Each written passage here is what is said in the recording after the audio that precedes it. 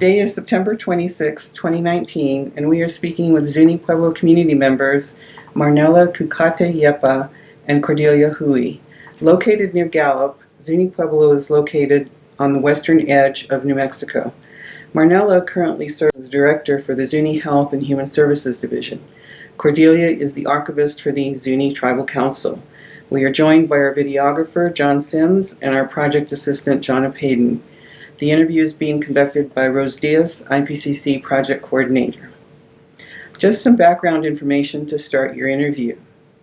A member of the Frog Clan and a child of the Sun Clan, Ms. Kucate-Yepa is the daughter of Arden Kucate and Melinda Dewa, and is the oldest child of her 5 brothers and 3 sisters.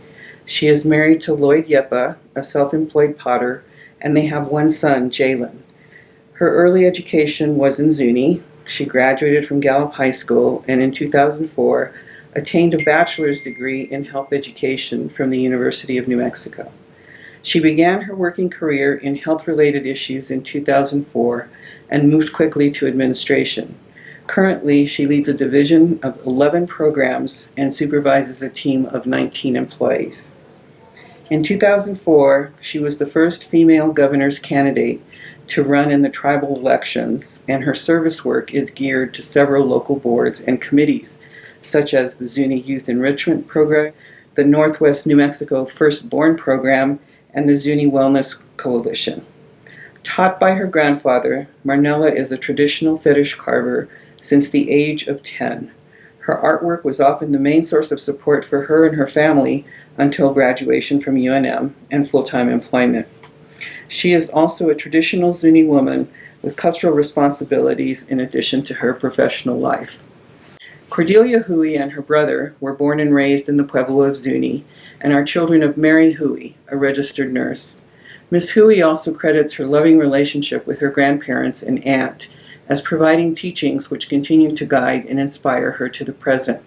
She has 1 son, Aaron Natewa, who faithfully encourages and inspires her, quote, not to be afraid when encountering life-changing decisions or fears. She attended local schools and worked in the arena of school and public libraries from 1987 to 2014.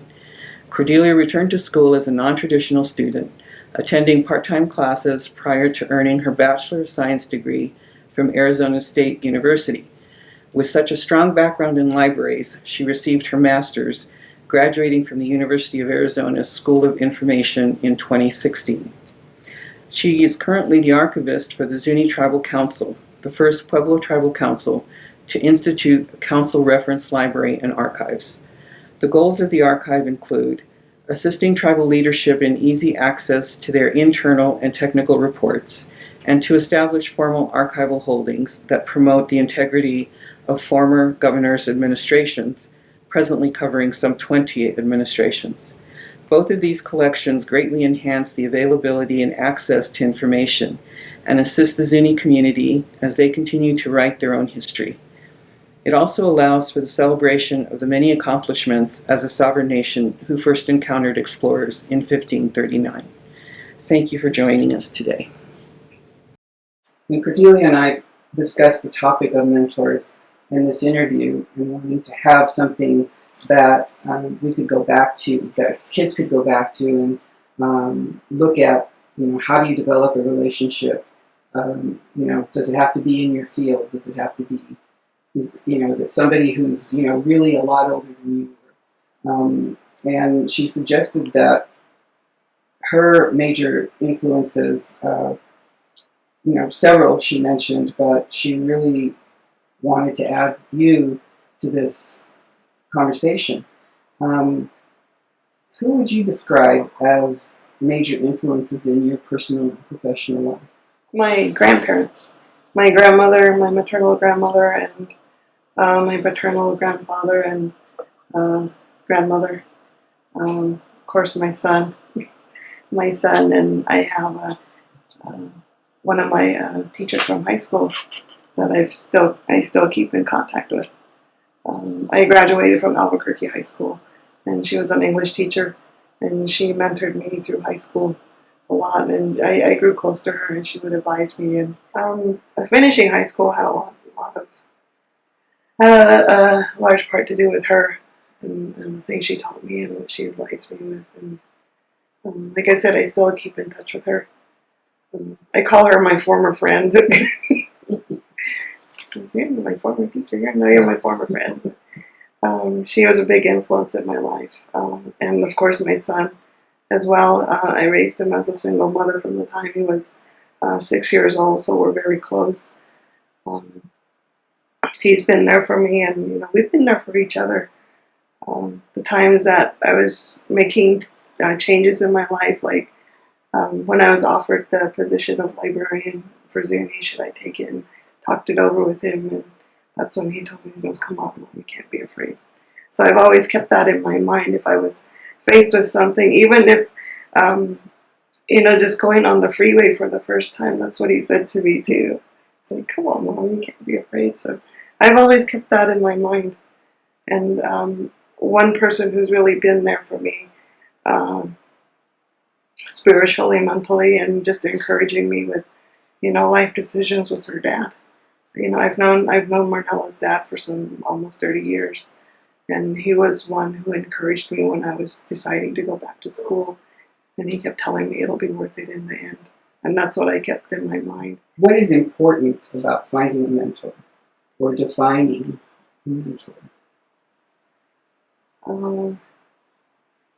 What do you look for? Just the support. Can I use you as an example? Okay, with the archives, when I was first starting out, I'm out of grad school, and my governor and council asked me to set up a collection of their materials for them. Basically start an archive, and I had book learning with that. I knew what to do, the steps, the procedures, whatever. But when it finally came down to doing it, because it was such a non-traditional archive, I'm like, where do I even begin? When I started attending your workshops here at the Cultural Center, and I thought, I like what she's saying. I wonder if she'd help me. So that's when I introduced myself, to you. And it's not looking for somebody who's going to tell you, like, how do I put it, the mainstream kind of thing, but that who looks deeper into what you're doing and really looks at you as a person and not just as a professional. And, all those things combined together are what I think makes a good mentor. That you can approach this person with anything. Marnella, how do you apply mentoring in your management style? What do you look for? You have a ton of programs and 19 employees. Do you sort of watch people and see how they're developing and then develop a relationship with them? Or what's your process for doing that? Well, I'm very observant. I'm engaged with majority of my programs, and especially those whom I supervise, and then their respective programs and employees. But just looking at how are their personalities, their attitudes toward being a public servant, and just being able to establish a relationship through communication, and instilling some trust into our relationship professionally. And so just really development of relationship into effective communication. Thereafter, I look at initiative, because without initiative, it's very difficult, because then these are times where you have to come out and inform employees of what they may need to do additionally, and maybe areas that they need to improve. However, the strengths that they have, those are also areas that I definitely build upon, because the strengths really, are some things that I look at rather than their weaknesses. And of course, we're all going to have some sort of weakness. However, focusing on what I'm able to use as a gateway in establishing an effective relationship professionally. And a lot of the times it involves communication. And so having that gateway, open door to who needs to come see me or who I need to go see. And I've learned through the process of engaging with those who I had to, work with and work for. It's very difficult. Mentoring is something that is certainly different for many people. Some people don't accept certain things, but we have to move forward for the purpose of who we are serving. Did you have a mentor professionally?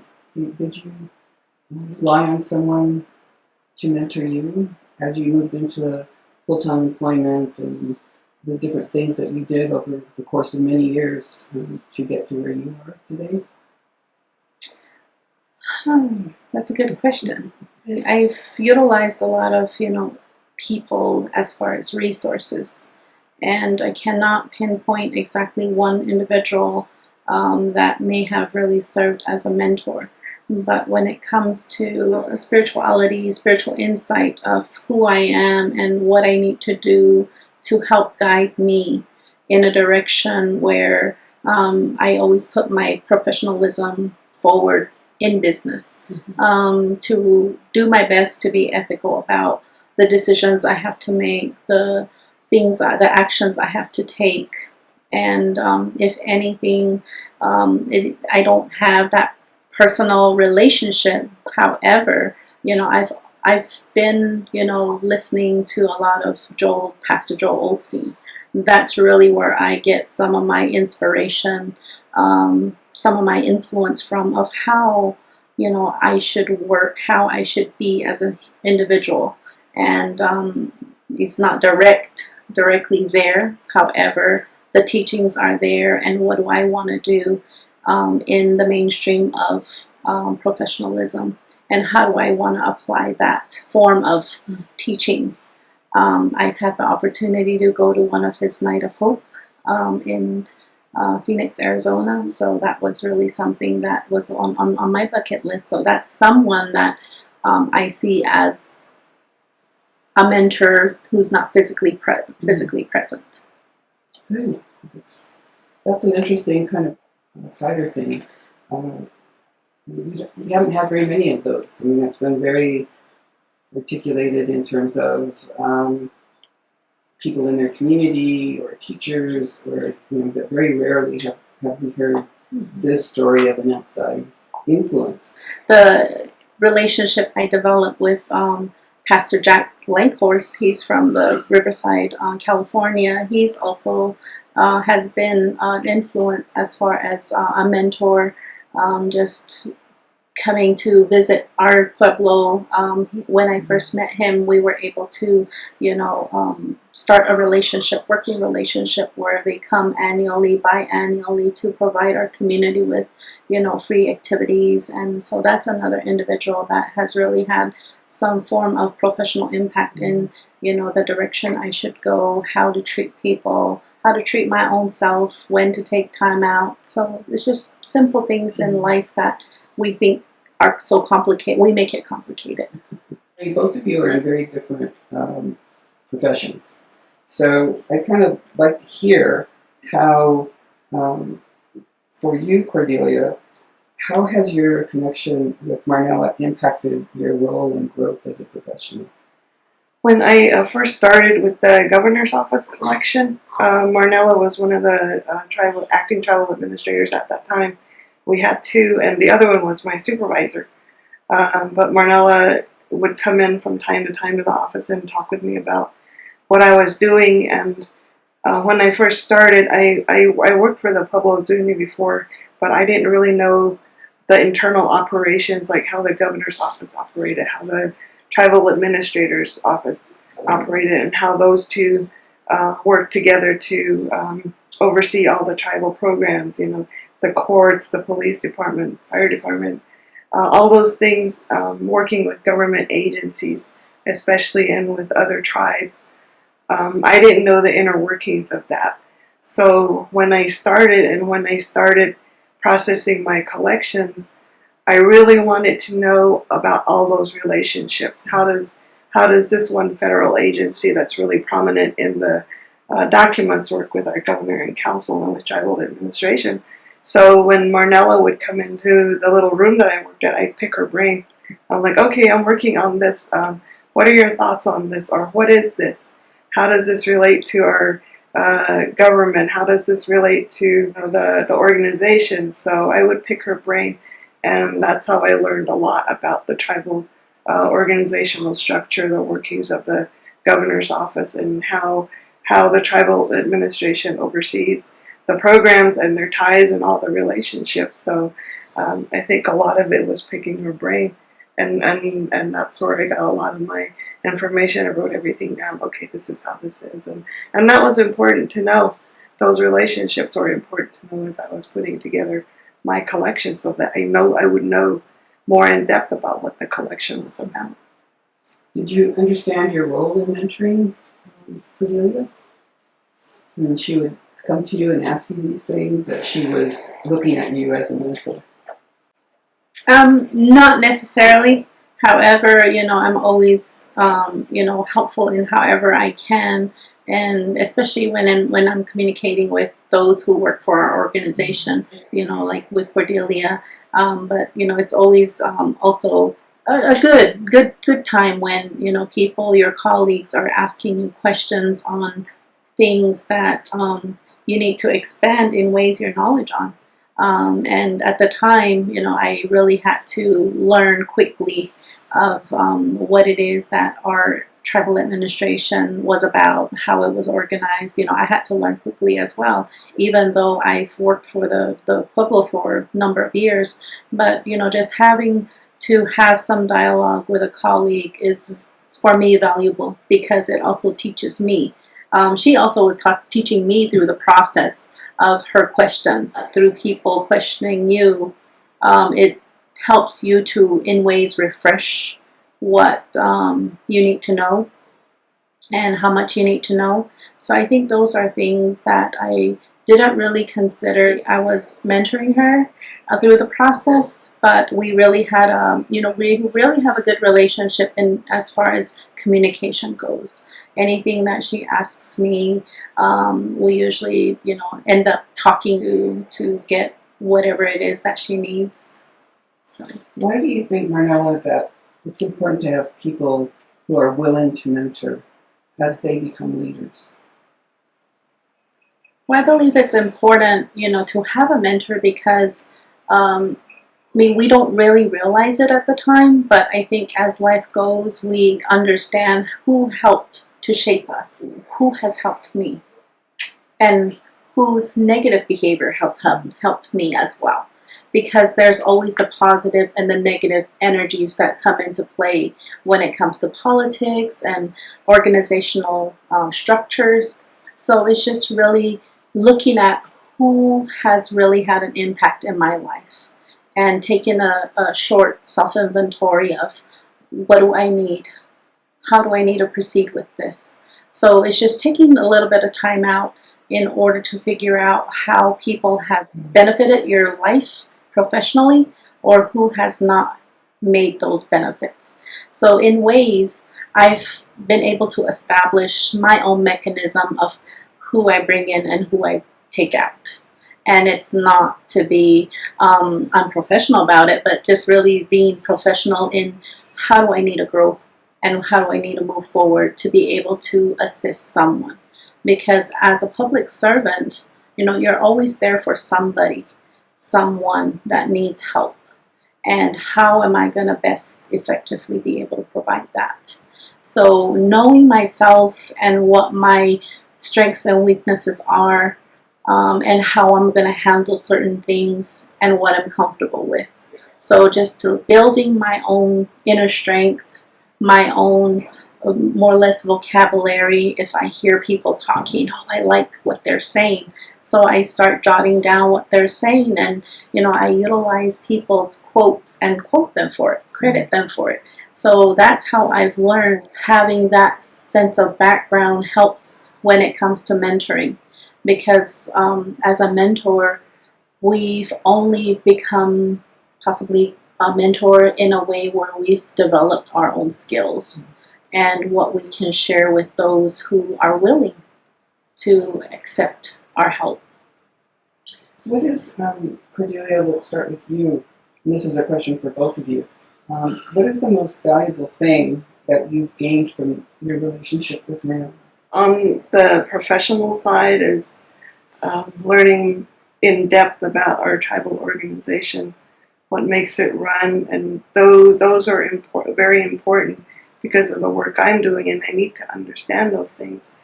And dealing with people on a professional level, I learned a lot from her. Was on the cultural side, because of the role she plays in our culture, and then being this person who's risen so far in our Pueblo Zuni organization.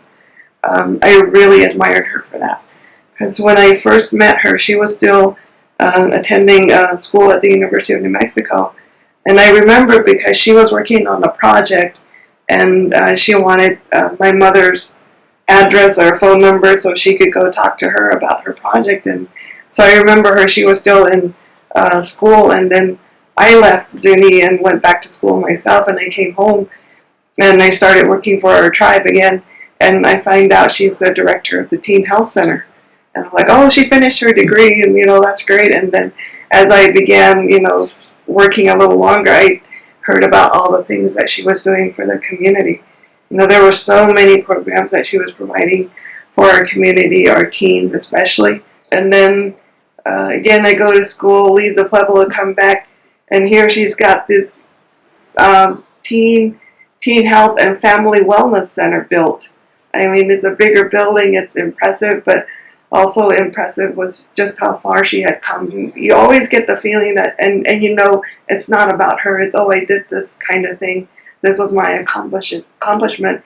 It was always about community and helping our youth, our families. It's kind of difficult to explain that, when you admire a person or you consider them a mentor, both professionally, but on, the, personal side, where you admire them also for their knowledge of culture and their religion. And, I've had conversations with her, asking her advice on, things of that nature. Or if I was going through some times of trouble, I would talk to her, and it was like talking to an elder. and that's how I see her.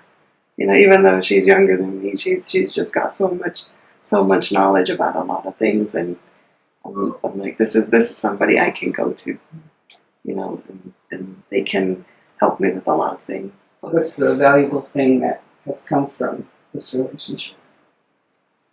Well, in establishing a relationship with Cordelia, I've known her since she was at the public library, and having to know how she served people, and being able to work with her through some of the questions that I had of what we can have as far as collections for the Teen Health and Teen Health Center at the time, establishing some relationship there early on in my career as a program manager.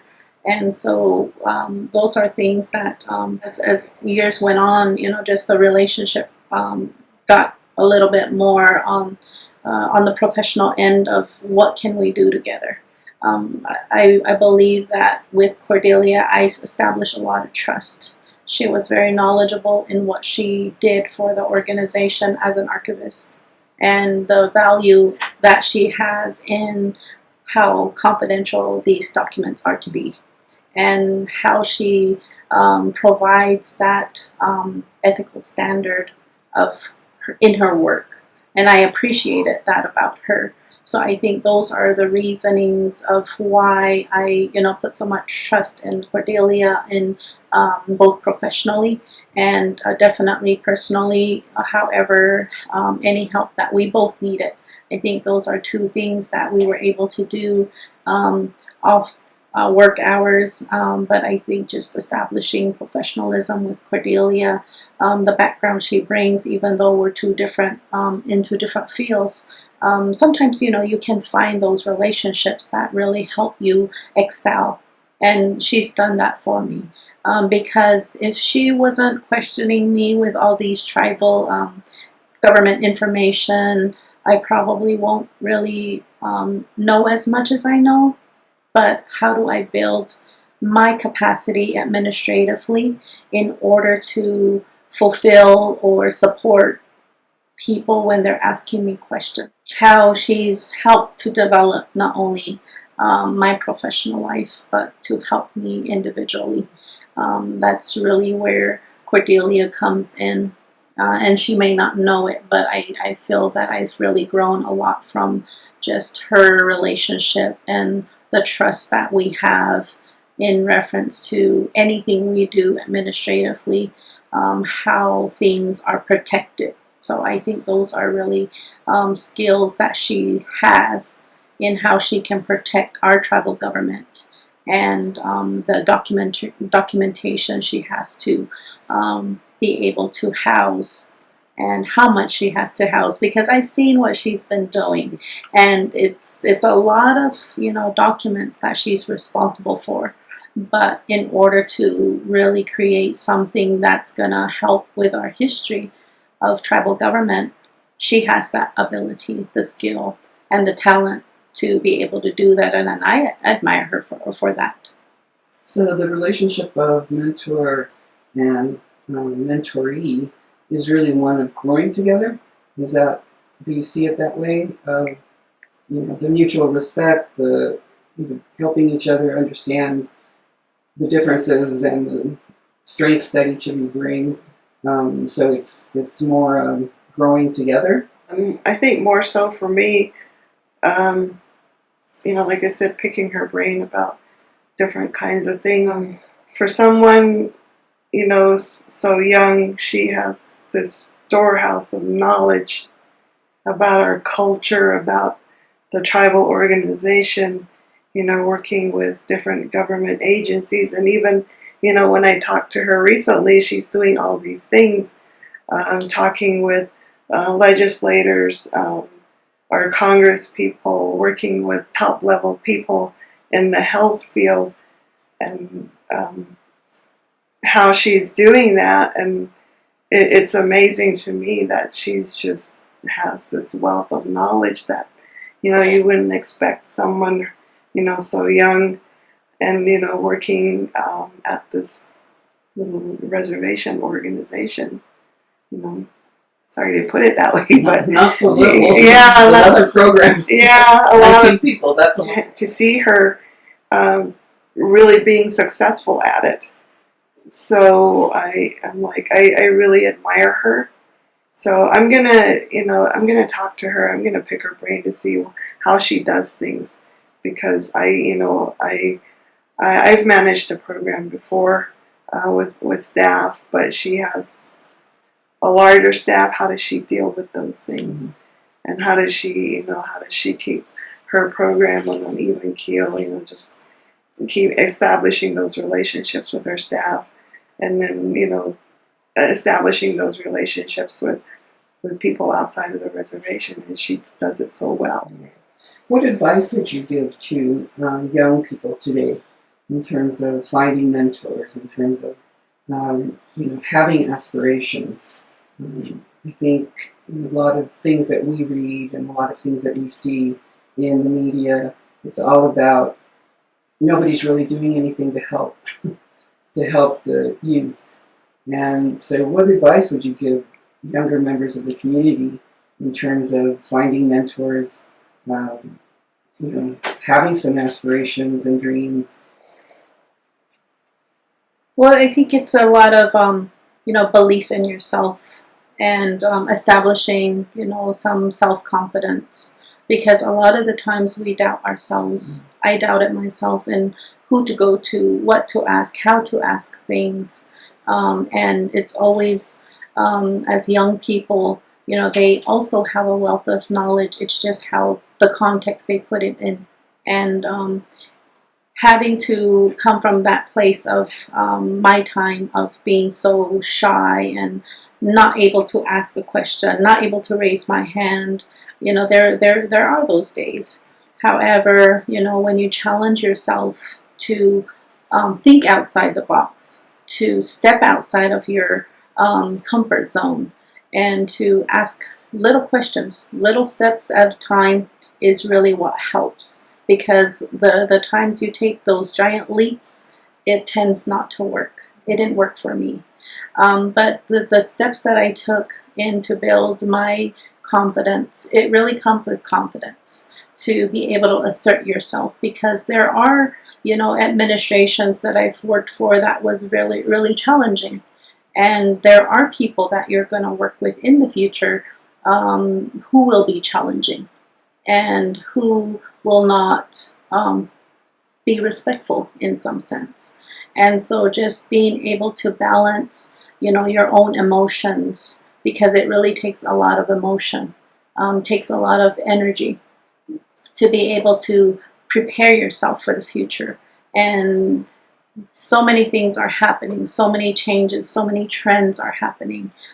As young people, they have to understand what the trends are, what the changes are, what the impacts are. So they're going to be able to, develop their own area of interest and passion. And it takes a lot of passion to do what you need to do for your community, because ultimately the bottom line is, who do we serve? Who do I serve? Is what my bottom line is. And who do I do it for? Because our people need help. And not that they're in dire need, but it comes with how you respect your community, what the needs are for your community, and how you are there, whether it's physically, spiritually, emotionally, mentally, however it takes. The little thing, even a smile. Our children in our community need to be respectful, smile, acknowledge one another, and it takes you a long way. And be confident. Assert yourself in a way where you are direct with people, and be honest. Well, what advice would you give to young people today who, might need a mentor or don't even know they need a mentor, but, how would you help them along the way of trying to, I guess, uplift themselves to where you are eventually? How do you advise people? If you don't have parents, you look to your grandparents, you look to your uncles, your cousins, whoever is there to give you that support. Look to, not just the immediate family, but outside the family, to look for that support. Your teachers at school, a lot of them are encouraging our kids, but sometimes it's the kids themselves that, hold themselves back in some way. But I think we need to make our younger generation be aware there are these people in your community who can be your mentor. You just don't need to look inside your family. You look to the outside. Look, to Marnella. Look to our other program managers who, we kind of, I think our organization appreciates us, but I think they need to focus on that. These are people, the native Zuni people who are helping their own people from that perspective, and show the kids that this is what they can accomplish if they really set their mind to it. We'll give you support, we'll encourage you, we'll help you. And this is what I, when I was working at the library, this is what I would tell kids. I was working at the high school library for a number of years, and I used to do presentations for the classes about careers, and I remember I did one for a class one time, and I got a bunch of thank you letters from kids saying thank you. It made me think about this. It made me think about that, career-wise, professionally. And there was one letter. I kept all the letters, and there was one from a young lady who said, "I want to continue my education. Thank you for supporting us and encouraging us." And I know that young lady now, and she recently got her bachelor's degree in education. So even though we might not think that it makes a difference to get support and encourage our kids, it does. It really does. And you may be the only one who's telling them those things. So I think, no matter who it is, and no matter who comes up to you, give them that support, give them that encouragement. And even when I was working at the public library, I had a staff, I would also encourage them, professionally. I mean, enroll in college take classes. And I always told people I've been known to nag people into college. And there's still people in the community that I tell, why are you you're wasting your knowledge. You're a smart person. And there are a lot of those, and sometimes they don't realize it until it's too late, or they're starting midlife in college again. But you encourage that too. At least you're going to do something. Move somewhere. Yeah, move somewhere. And I think we need to look to our own people for mentors, for somebody to mentor us. We're there, but somehow we just, because maybe we're not talked about so often. People from the high school, when they have their graduation, they bring in these big speakers from whatever, and look to your own people. As traditional women in your community, how do you define your role as a Pueblo woman? This is hard. Yeah. Probably the same answer that everybody. Nurturing and being there. Okay, I asked this question of her dad one time. I said, is there such a thing in our culture as gender inequality? Because our culture, men have their roles, women have their roles, and a lot of the women's roles are to support what the men do.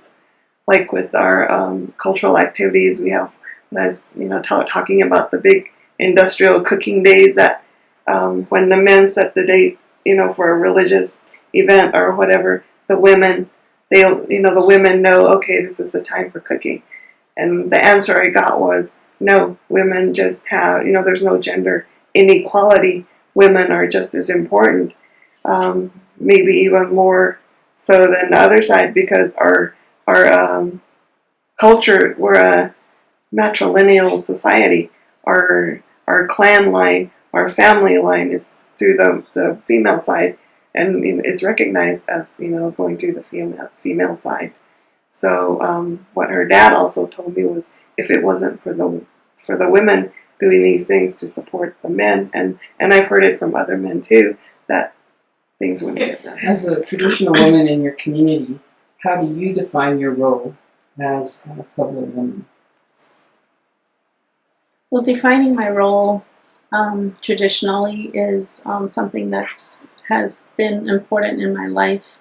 Initially, having to have the cultural obligation as a traditional practitioner at the age of 10 was very young. It was a lot of sacrifice on my part, sleepless nights, sleepless days, a lot of the pilgrimages that has to get done, fasting that have to be fulfilled, really teaches you a lot of discipline, a sense of responsibility at such a young age.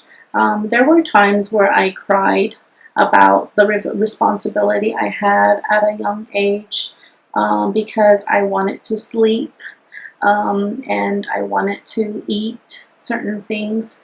However, growing up into who I am and my cultural obligation, having to have my great-grandparents, my great-grandmother was a traditional practitioner. My grandmother, my father is the leader of our society. I have my aunt and uncles who are also engaged in their cultural responsibilities. So just having to be supported by my family and to have some teaching in understanding my role, accepting my role, and as years have moved on and really embracing who I have become to be, because that's the side of me culturally that I believe in, of who I am as a Zuni woman. And we do have many cultural events and activities that go on in our community. However, as a caretaker of my community, I take my role to the extent of being respectful, though I may be perceived differently. However, so as long as I know it's coming from my heart with good intention and the oath in some sense that we have as cultural practitioners, we have to fulfill. And having a brotherhood, a sisterhood within our society is another area where I believe that as women, we are valued. Our time and our efforts into what we do are valued by our society male members. And I appreciate that we are acknowledged as traditional Zuni women in a sense where we do have a vital role in what we do on a day-to-day or year-to-year as we practice what we do. And without any nurturing spiritually, I believe I would be lost. But as I matured and having to truly understand my obligation, it has made it a lot easier to be able to accept the responsibilities I have in my life, and it's gonna be ongoing till my last day on this earth. But it's a blessing as well to as tough as it has been. It's something that I put my time into, and I respect who I am in that sense, because it helps me to hopefully, pursue longevity. Is really where we're looking for prosperity in our lives, our family to be, protected, our community to be protected, are the things that we look forward to in what we sacrifice myself for. So again, it comes down to who am I doing it for? And I really appreciate your comments because so many outside people view this as very patriarchal and they don't understand the separation of responsibilities that create inequality, and some that create an equality, not inequality. And that's been really evident to us too in these interviews. So thank you for sharing that. Can I add something? Well, speaking from my perspective, the role of the Pueblo women is changing as time goes on. But I think the core of it is the nurturing part. Carrying on our traditions, supporting the events in our community, supporting activities in our community, our cultural and religious activities. Women have an important role to play. Also, just as important as the men. But also that we are now, we have professional women like Marnella. And I sometimes wonder, when I look around our tribal organization, sometimes it seems like there are more women employees than there are men. And there are women in positions of leadership, more women in positions of leadership like Marnella. That adds, to the role of the Pueblo women that we also have. Our cultural identities, as well as our professional, and so those two roles play a lot into it. And I truly agree with that because having to see the change, especially being brought up by women within our community, having to be matrilineal, women in our family systems raising us as children has changed to where now our men are taking on that responsibility of raising their own children. And I have nothing but respect for the men that do play a vital role in that part of our children's lives, because that also is a social impact in a lot of our social determinants of our community is how we're being raised. And a lot of that is really changing with our Pueblo women and the things that we're either getting ourselves involved with or what we're choosing in the Western way of our lives, and not putting the two together of being a native Zuni woman as well as how to adapt in the Western way of life. Mm-hmm. So those are the value sets that are really changing within our community that really has an impact on us as women. and how do we want to how do we want to pursue, life's challenges and careers that we establish. Can you talk a little bit about your experience in running for governor and what that was like? And that was in 2004. Yeah. Well, in running for governor for the Pueblo Zuni, I asked my coworker, Mr. Darryl Panezza, if he would be interested in running with me, and it was a short notice of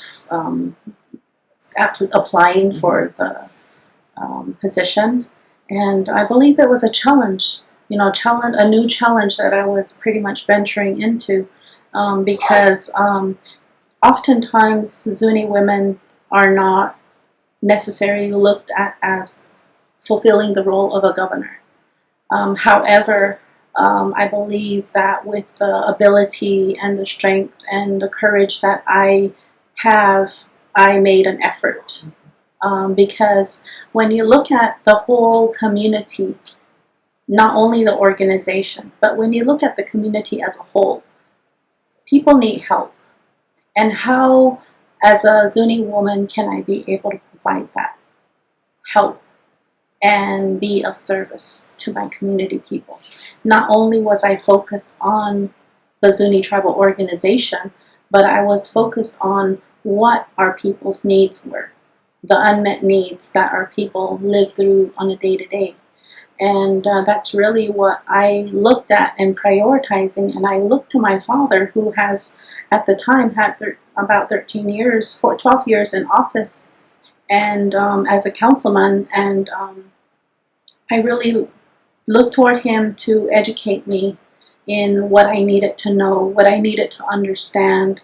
And so I got a crash course of, politics, basically. I had some, insight into politics. However, having to take that challenge at that level was something so brand new to me, especially when I ran. And one of the things that I had the opportunity in providing, sharing the information with one of our my colleagues from the Lano Foundation, and it was great that she offered me some monetary donations to help in our campaign. And it was like she was treating it as a state campaign where you have to raise funds. So I used the funds to be able to feed my people, do certain things for advertisement. But it was a challenge in learning a whole different aspect of administration on a deeper level. And I believe I gained a lot of knowledge and insight of what has to happen and how you have to, in ways, run an organization at a higher level. And taking that challenge was something that I'm not sure if it's ever going to come back again. But keep trying. But it was an effort that was taken from the heart, right? Yes. It was done by that. But how did the men receive that? I know that there are tribal council women, but at that level of leadership as governor, was there a backlash to that?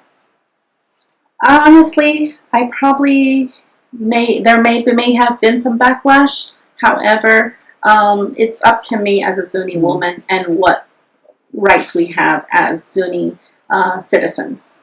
And if there's something in law or the Constitution that doesn't allow me to run, then I would have an understanding. But since there was an open door of opportunity, I took that opportunity. And if there were backlash, then, I appreciate the backlash, because, it helps them to also further think for themselves of where are we going toward? What are we coming to? Why can't we afford a woman an opportunity to be able to hold office and try something new? The change comes slowly. Yes.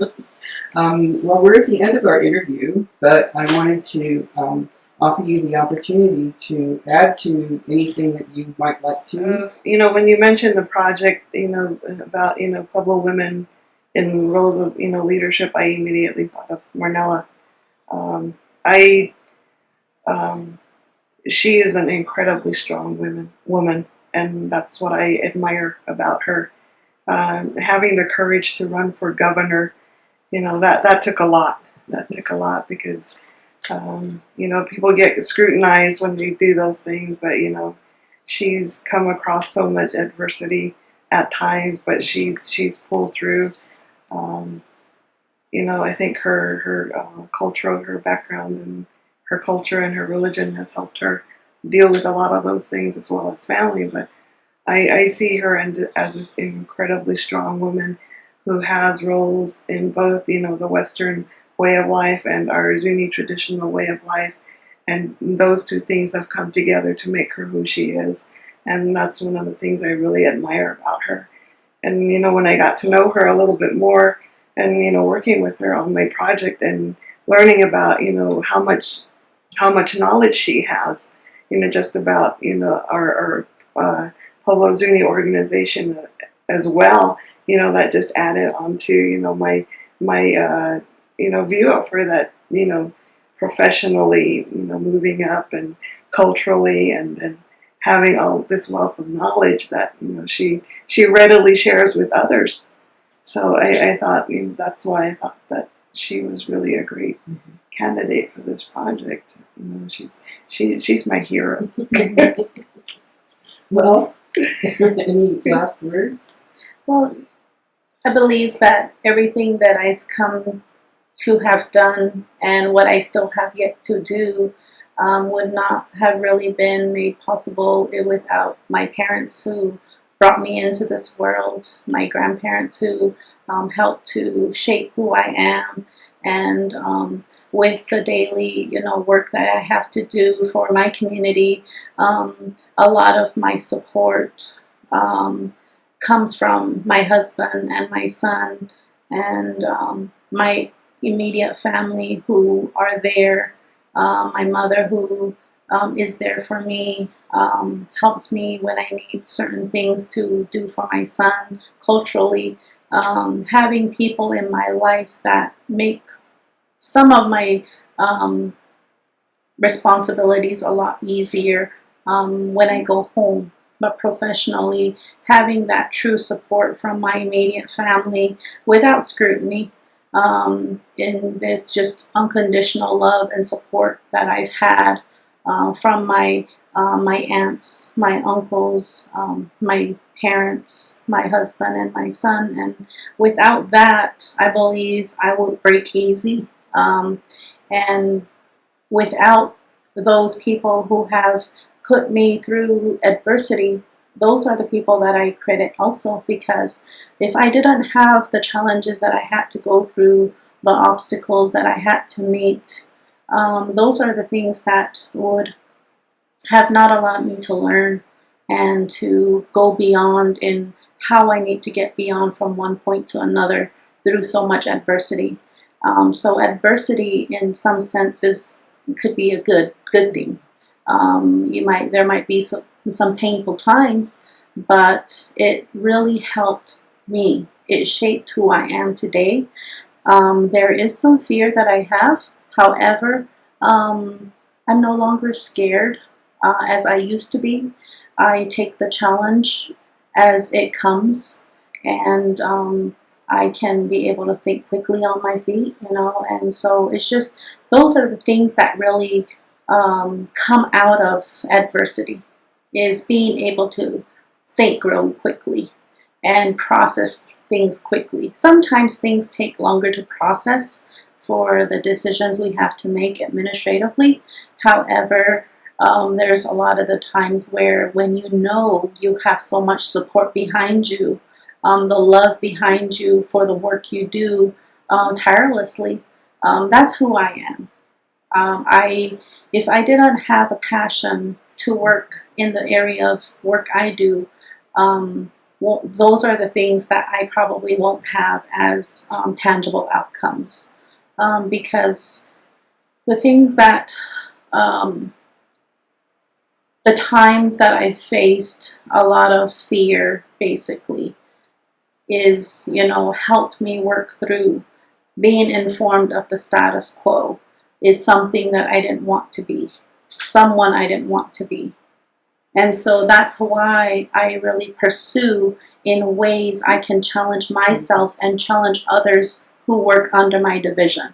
And sometimes people don't like to be challenged, but it's only to help shape your career and to develop you professionally to be able to carry through what you need to do and what we're responsible to do as direct service providers. So that's really where, the support, the love, the respect that I have, nurturance that I've gotten through my upbringing to today is something that really helps me with my own foundation of who I am as a professional Zuni woman as well as a traditional Zuni woman.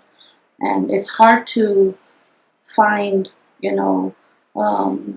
people that will truly take you in and take you on to teach you as well. And sometimes it's hard for me because the work I do takes a lot of trust. And how much am I able to, provide to be able to get that sense of support and help, because I also need help. Mm-hmm. And one of the things that, I look to is, my ancestors, because they were those people that were knowledgeable in their own way of life, and ask them for a sense of blessing to help me out through the day, through the year, and rely on their strength that really leads you into any direction that I would like to go. But those are, some of the basic things that I believe who has helped brought me here. And people have their own perceptions, perspectives of those individuals in the community. But, when people are true with you, you can feel it. You can feel it, you can sense it, and you embrace those feelings and trust those people. So those are some of the things that I've experienced within my career, my life of 44 years. A young 44 years. Yes. We have the individual interviews, but we haven't really had an interview where we've looked at two women together who have as close a connection as you do, and who express the idea of mentoring and what that can mean to somebody. So thank you very much for being with us today.